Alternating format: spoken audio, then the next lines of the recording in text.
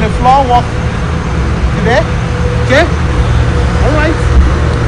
I want to know if you can go to do this. Alright, I'm up. You can say. Alright, you can get your mat. Get the mat there. You can only use on the floor. Don't get your mat. You know what I'm waiting for you. You can get your mat as well. Or if you have a small mattress that you can use it as well. Just make sure you make yourself comfortable and you're putting on nice sports clothing. Your canvas and your shirt or your shorts like this. So that will make you more comfortable. Alright, up. So when you come up, you bring your knees to the elbow there. Back. You change it up. Thank you. Now we go. 1, 2, 3, 4, 5, 6, 7, 8, 9,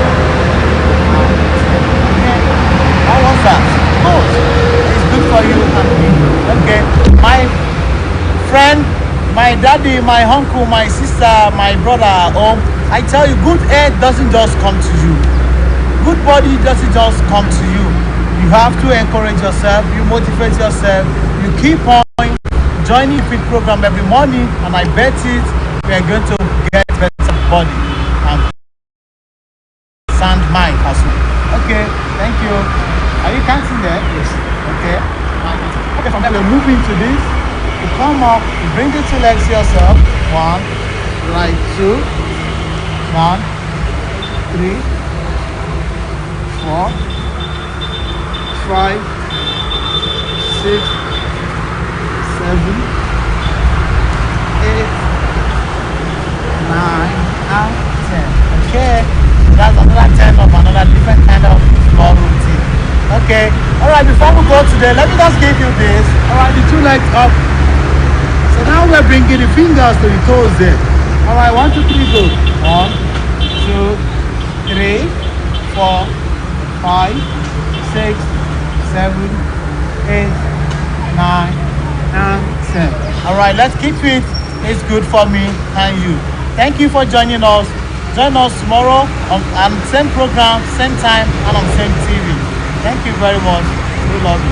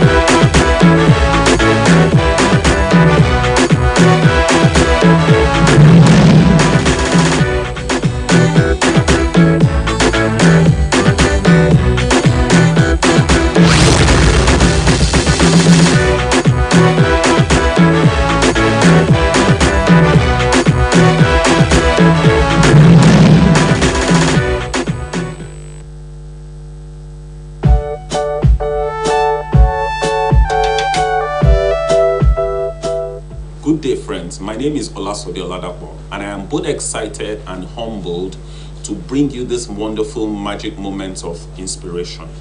We've been having a beautiful time since we began this journey, and I believe that you are a step closer to your greatness than you were before we began this journey. Today's topic is one I am very passionate about.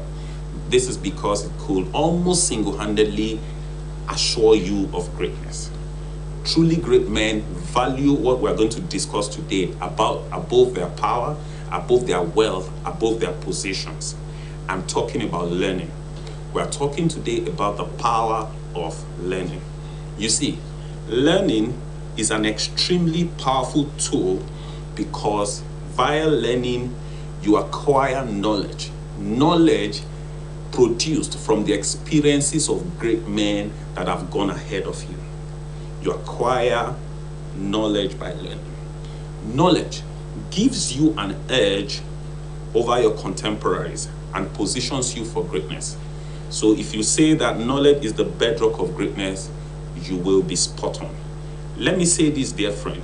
There's a body of knowledge out there that would extremely and dramatically transform your life. By knowledge, I mean a body of information that forms the basis of your actions. This knowledge is available for you to acquire by learning. That's one major reason I'm assured of your greatness, because I know the exact thing you need to become great is available out there. However, you need to learn it. You need to develop what I call the learner's attitude. You need to have your mind tuned to a frequency that it makes you receive knowledge easily. You need to have your mind in a place where you can quickly identify and absorb the knowledge that you need. There's a saying which goes thus: when the student is ready, the teacher will appear. So that means that you've not encountered the knowledge you need because you are not ready to learn it. When you are, knowledge will flow to you effortlessly for as long as you have the learner's attitude. Having said this, the million-dollar question is what contributes the learner's attitude. Allow me to explain the answer to that question in the following. It's an understanding that you don't know all you need to know to achieve your greatness. A major component of the learner's attitude is when you know. And in case you don't know, I put it to you that there is something out there that you don't know, but you need to know to achieve the greatness you so seek seriously. It is developing an unquenchable desire for that knowledge that you need to know. So once you know that there's something I need to know to achieve what I want to achieve, then you become passionate about knowing that thing. The learner's attitude is also knowing that teachers are hidden in every event, in every experience, in every encounter you have as you journey through this world. The learner's attitude is understanding that you can multiply the scope and speed of your learning if you position yourself to learn from others, both learners and non-learners alike. This understanding will lead you to voracious reading. It will lead you to developing mentorship and learning relationships. It will lead you to keenly observing events around you and a lot more other things. The learner's attitude is developing the habit of meditation and questioning. One of the things that is not encouraged in Africa so much is questioning. And until you ask questions, you may not unearth hidden knowledge. It's the ability to learn, unlearn, and relearn as the situation demands. In conclusion, the learner's attitude is the attitude that must be consciously and deliberately maintained by the person that is journeying to greatness. This is the only way you can fully maximize your potential for greatness. If learning has brought people greatness in the past, I'm sure learning would also bring you greatness. I have had a wonderful time sharing these bits with you at this time, and I believe that something important has been deposited into your heart. So I want to say thank you to our producers and the station for bringing me this opportunity. I want to encourage you to not just hear what we say, but you should make use of them. Till next week when I come your way, your greatness is assured. Have a great day ahead.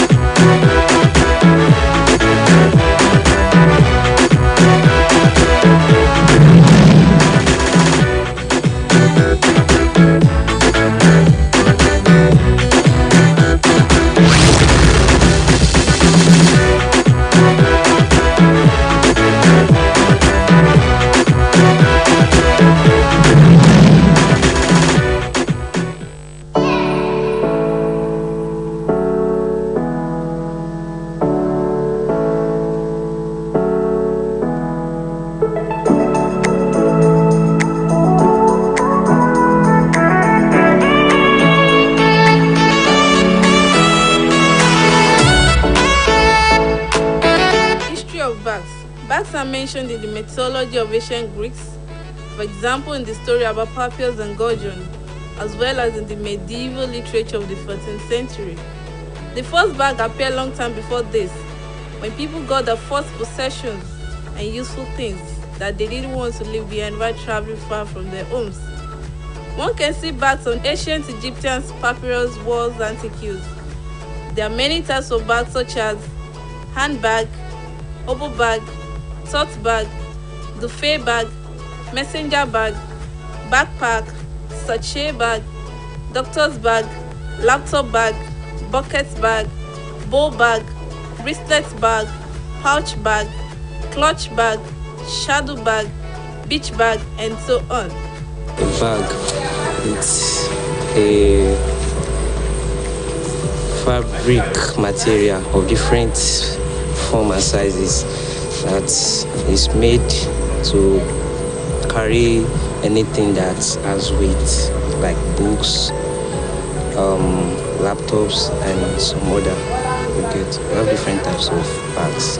Okay, bag is like a container that you can use to store your goods or your stuffs like makeup products, pen, your phones.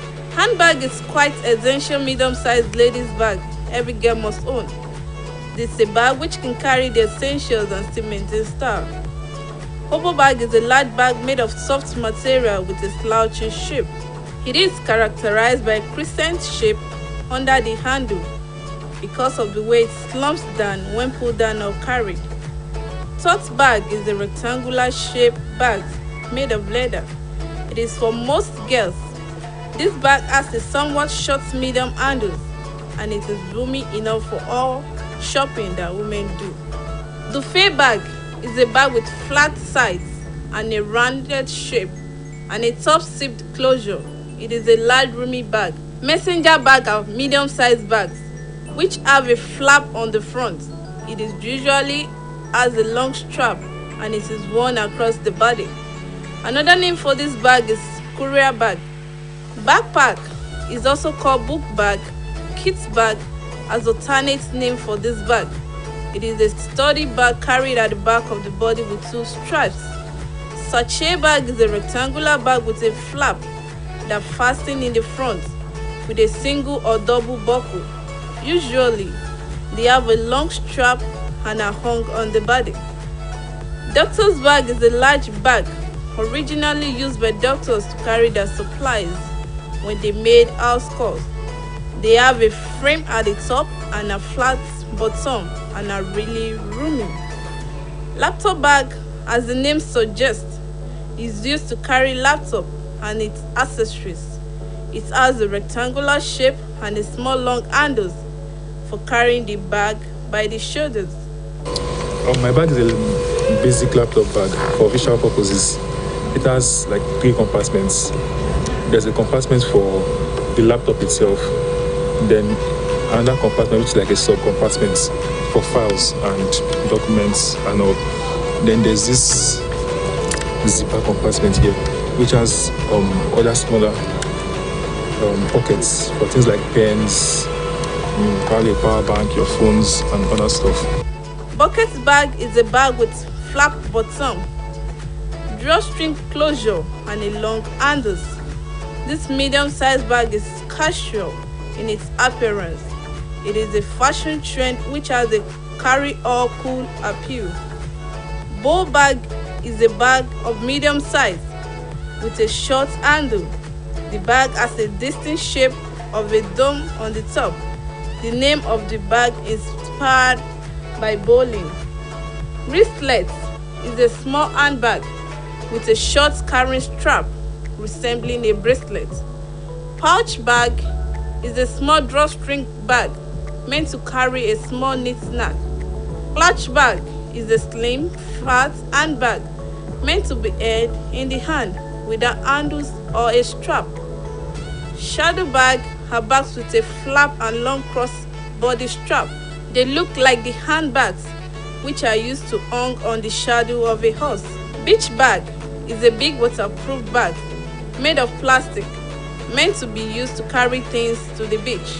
Bag materials determine a bag shape aesthetic, durability, price, among other factors. Leather is one of the oldest materials used in bag making due to its durability, strength, and abundance in wildlife resources. There are over 24 types of animal skins that are commonly used to make leather in leather goods and accessories, with cattle skin being the most widely used. Backpack, clutch, handbag, waist bags, shoulder bags, crossbody bags, large travel bags are from leather materials. Cotton canvas is an expensive and slight heavyweight rough wooden cotton materials. It is greatly used in all types of bags, for casual tote to cross-body bags. Nylon, along with cotton canvas and leather, is another popular material, often seen in a range of backpack. Nylon is a synthetic material. There have been many variations made of different bag types. These include nylon bag cloths, ribs top nylon, ballistic nylon, and so on.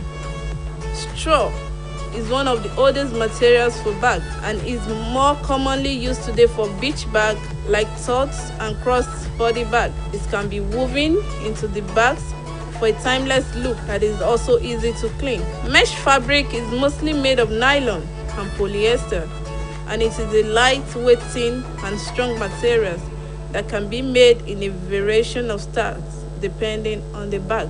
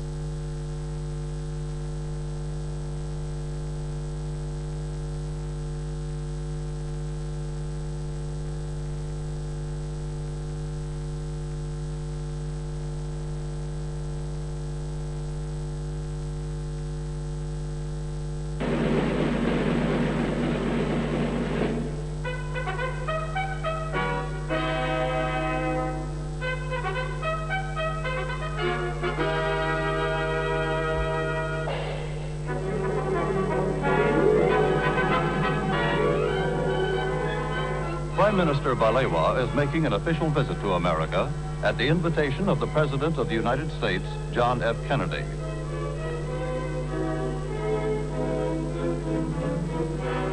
Waiting at the airport to greet him are Vice President Lyndon B. Johnson, Secretary of State Dean Rusk, Mr. Joseph Palmer, the American Ambassador to Nigeria, and other high-ranking American officials. Accompanying the Prime Minister is Minister of Foreign Affairs Wachuku, Ambassador Udochi, and Minister Shagari and Benson, and other key members of the Nigerian government.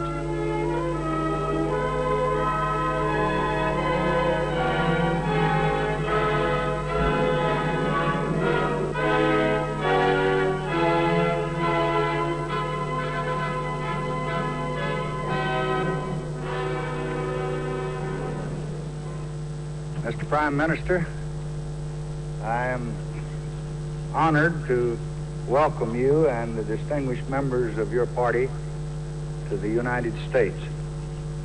This welcome is only the beginning. You will find as you travel through this country a very deep and genuine interest in the exciting developments which are taking place in your country and in Africa today. I am very pleased to be with you in Washington today, and I look forward to the week which we are to spend among you. I have no doubt that the American people will receive us with all the kindness that they all receive strangers. This is just a brief reply to your very warm address of welcome. Thank you.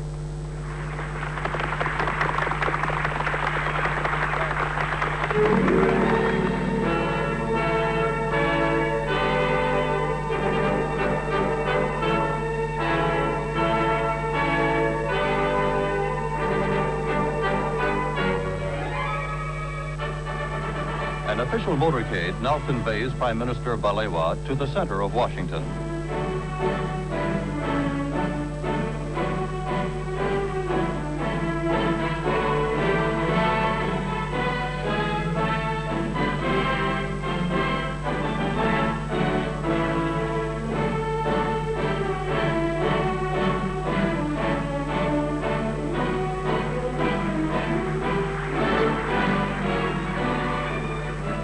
Many friendly Americans are waiting to welcome Sir Abubakar to his home in Washington.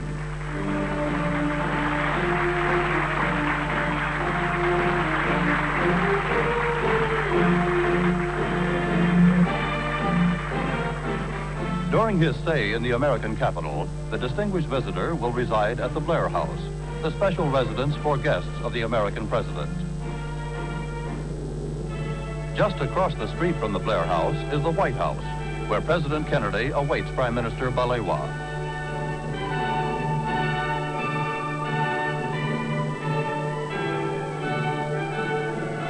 The two leaders are meeting to discuss matters of mutual and international interest. In a joint communique summarizing the outcome of their deliberations, they reaffirm their support for the principle of self-determination for dependent peoples and their unalterable opposition to racial discrimination under any name or in any guise. President Kennedy expressed his pleasure at the success of the Monrovia Conference and congratulated the Prime Minister on his constructive contribution. The two leaders affirmed their confidence that their exchange of views had strengthened the bonds of friendship between their two countries.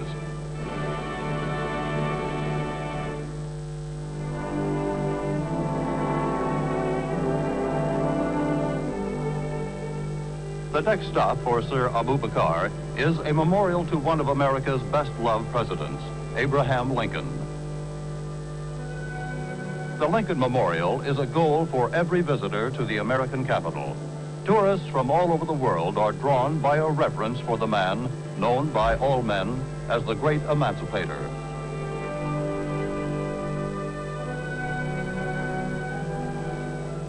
As they stand before the statue of Lincoln, the Prime Minister and his party remember the words in which Lincoln addressed his countrymen. He called upon them to do all which may achieve and cherish a just and lasting peace among ourselves and with all nations.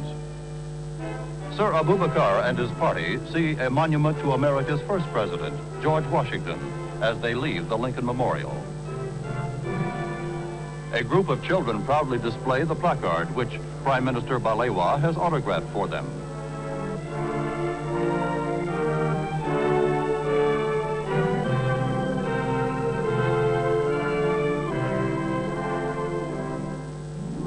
The United States Department of State is the Prime Minister's next stop.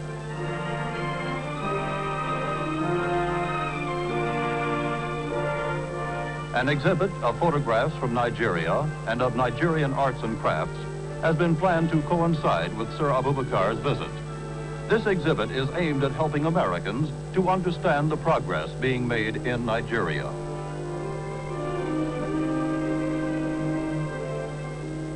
Prime Minister Balewa is once again warmly greeted by Secretary of State Dean Rusk. The meeting affords an occasion for the two men and their advisors to confer on a wide variety of subjects.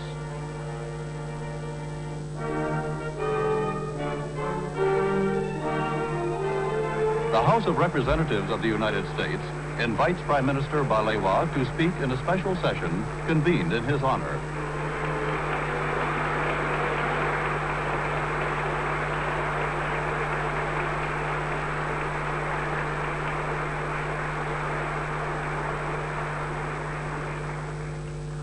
I regard it as a signal honor and privilege to be invited to address this world-famed gathering, not only because the United States of America is one of the leading nations of the world and one of the most powerful and advanced on earth today, but also because I believe that those who have struggled and worked to achieve independence will share with you and the great country which you represent a special meaning of liberty, of freedom from outside control, and opportunities for the fulfillment of one's national desires and cultural heritage. No one who visits the United States of America will fail to notice the effects of a free society and of a democratic system of government in which the rulers are the embodiments of the will of the people, and where the activity of those who rule are reviewed frankly from time to time by the entire population. We admire the American way of life, and we respect the people of the United States for their love of freedom. The spirit of freedom which was kindled in the hearts of the founders of your great nation and has impelled you to great feats in moments of national emergency, as well as in your daily activities. That same spirit has shown itself in Africa, and we are determined that the flame of freedom once alight shall not go out again in our continent.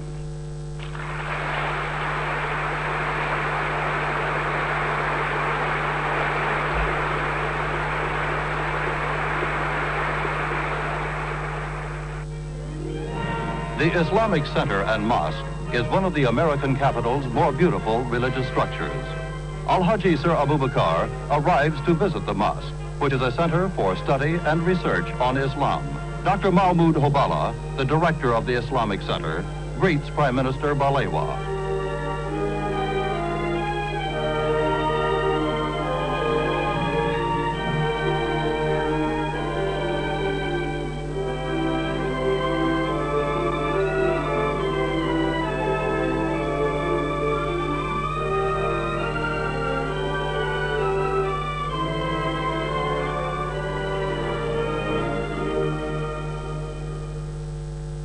Dr. Hobala personally conducts his distinguished visitor on a tour of the center and answers the Prime Minister's questions about its varied activities.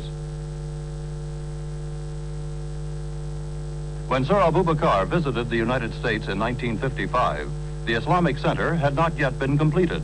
The Prime Minister is impressed by its finished state and also by America's interest in Islam.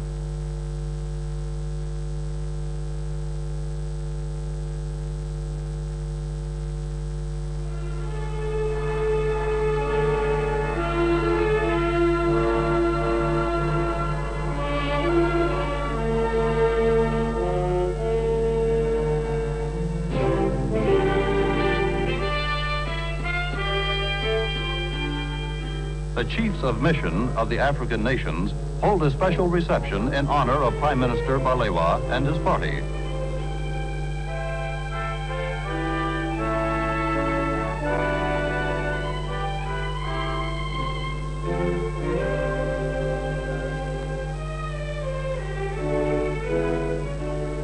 Present at this gala occasion are Ambassador and Mrs. Udochi and many other distinguished official and diplomatic dignitaries.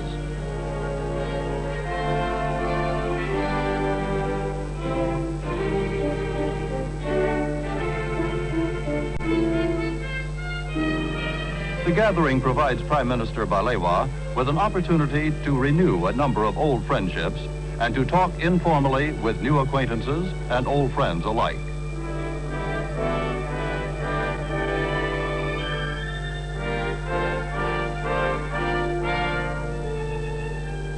The National Press Club, whose membership includes distinguished world journalists, is one of the most influential forces on public opinion in the United States. Prime Minister Balewa, in response to a special invitation, addresses its members and then replies to their questions.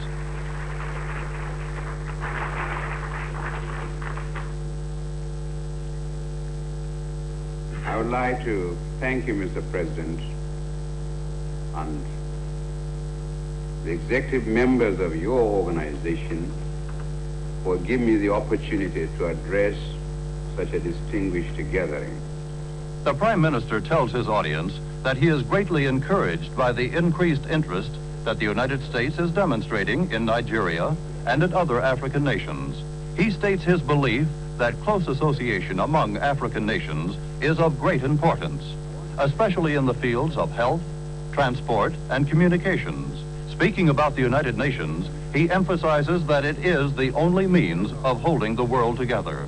Well, thank you very much, Mr. President. Thank you.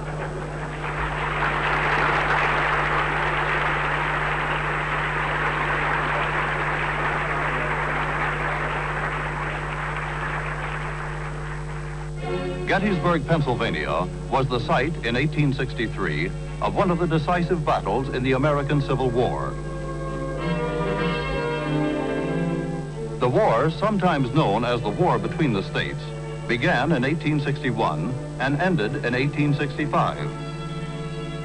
The Battle of Gettysburg was a turning point in the war, which ended in the defeat of the rebel forces. Sir Abubakar requested that his visit to the United States include a tour of this famous battlefield.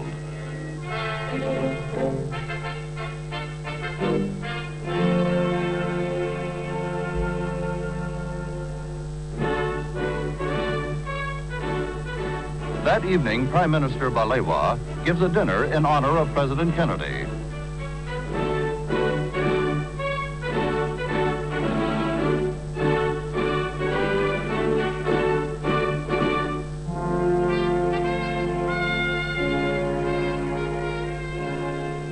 President Kennedy and Senator Hubert Humphrey engage Prime Minister Balewa in a few moments of informal conversation.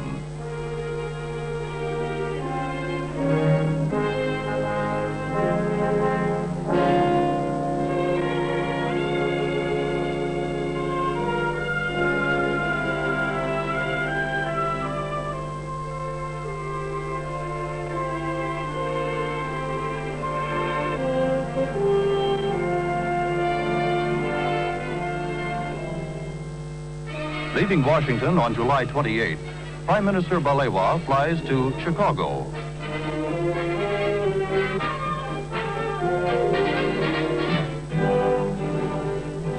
Northwestern University, near Chicago, is one of America's leading educational institutions. At the invitation of its president, Sir Abubakar and his party visit the university, which is well known for its African Studies program.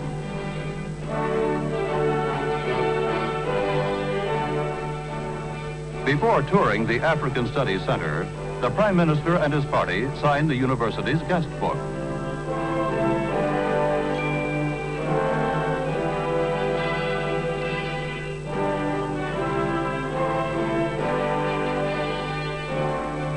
Professor Melville Herskovitz, head of the African Studies Center, escorts Sir Abubakar to the African Studies reading room.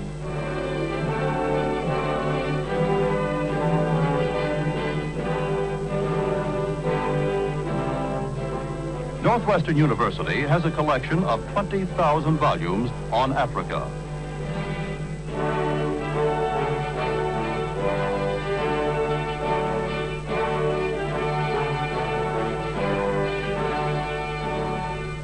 Professor Herskovitz presents his honored guest with a collection of books on Africa published by the university. The Prime Minister tells the students and faculty at Northwestern that he is glad to see their interest in Africa. He adds that he soon expects Nigerian scholars to produce books like those at Northwestern, and congratulates the university on its foresight.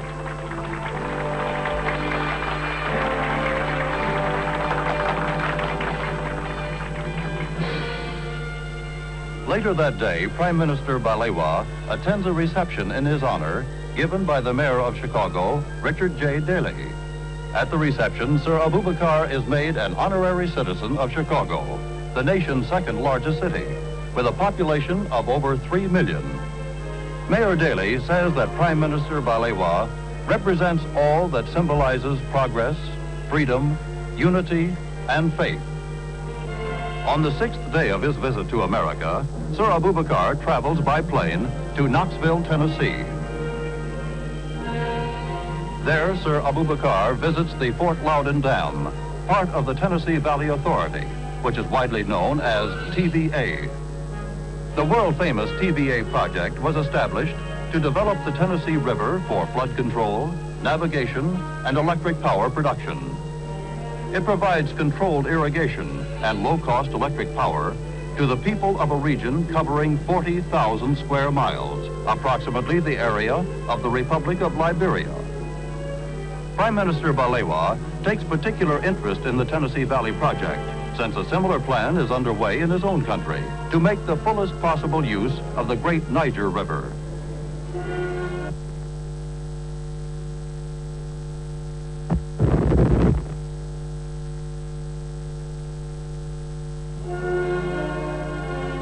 A few miles from the dam, Sir Abubakar visits a farm.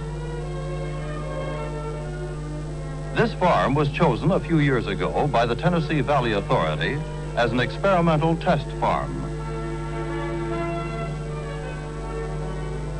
By means of modern fertilizers and agricultural methods, it has been changed in a short time from a barren and unproductive piece of land to what the Prime Minister now sees.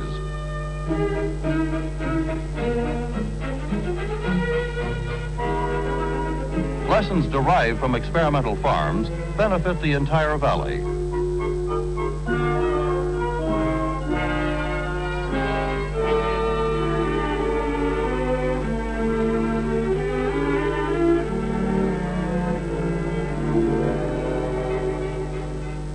The Prime Minister finds interest in a farm machine which gathers hay and packs it into bales.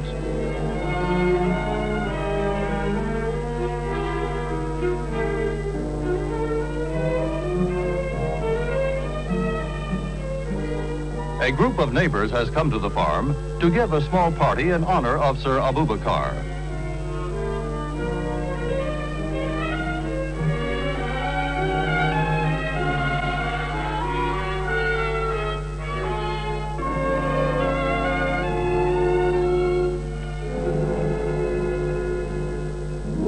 Taking leave of Knoxville, Prime Minister Balewa goes on to New York.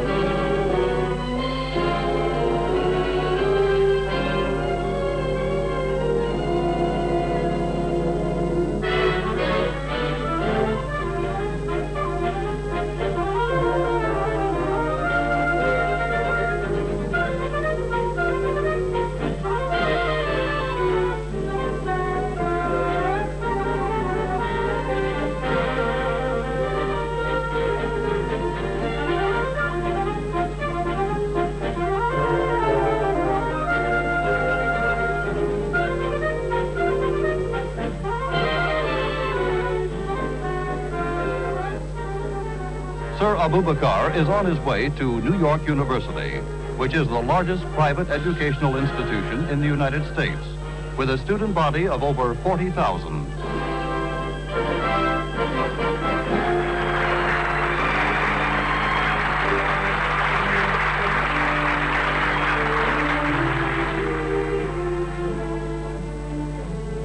The Prime Minister receives the highest honor accorded by the university, the degree of Doctor of Laws honoris causa. The citation to Prime Minister Balewa extols his influence, which extends beyond the boundaries of his country as a constructive force in the continent of Africa and throughout the world.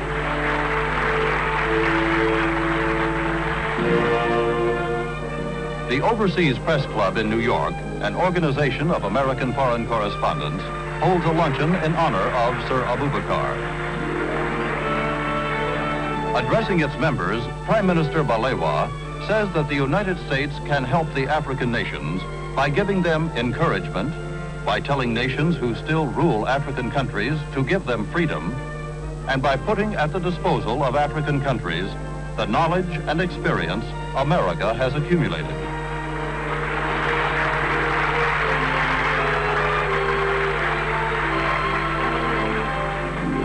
At New York's most famous hotel, the Waldorf Astoria, the African American Institute and the American Society of African Culture give a dinner in honor of Prime Minister Balewa.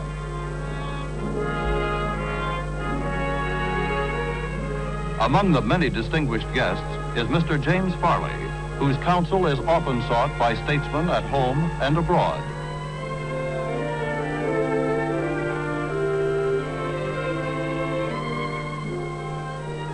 Sir Abubakar is delighted to encounter the famous American singer, Marian Anderson. The United Nations is ready to receive Prime Minister Balewa.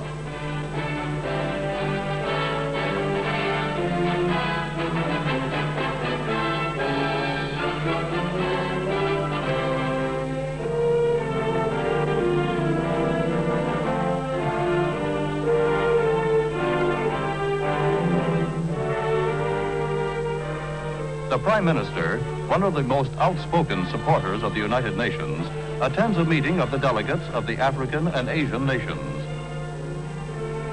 He reminds the delegates of the importance of working together and presses upon them that it is desirable not to form blocs, but to pursue the truth and try to bring some sanity into the world. After addressing the African and Asian delegates, Prime Minister Balewa meets United Nations Secretary General Dag Hammarskjöld, who escorts Sir Abubakar into the auditorium of the General Assembly, which was not in session at the time of his visit.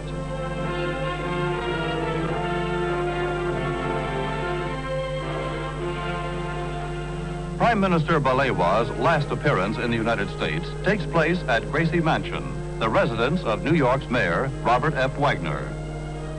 At a reception in honor of the distinguished visitor, Mayor Wagner accords Prime Minister Balewa honorary citizenship of New York, the nation's largest city. American Ambassador to the United Nations, Adlai Stevenson, greets Sir Abubakar.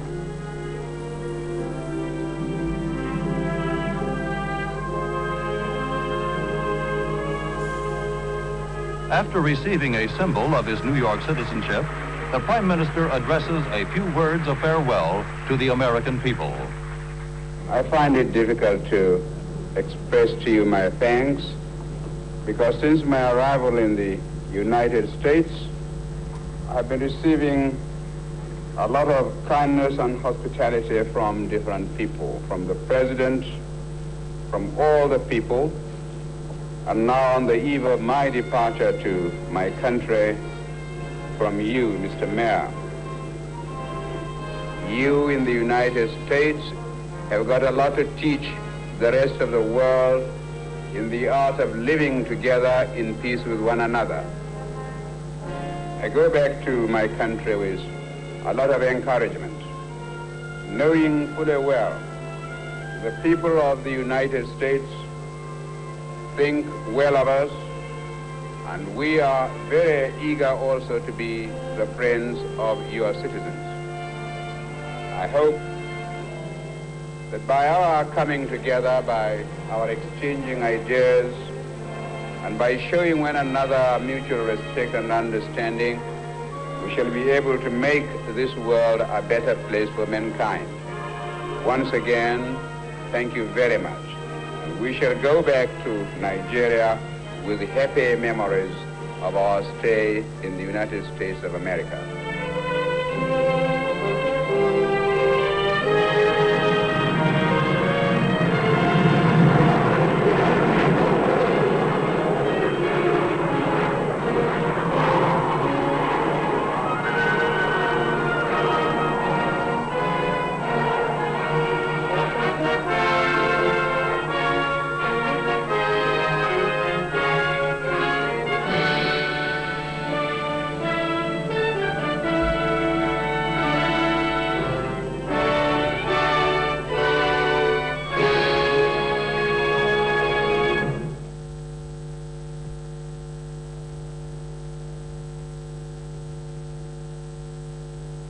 Chief Obafemi Awolowo, a founding father of Nigerian nationalism, the leader of Nigeria's Action Group Party and the first indigenous premier of Western Nigeria, was born in Ikenne, Western State, Nigeria, on March 6, 1909.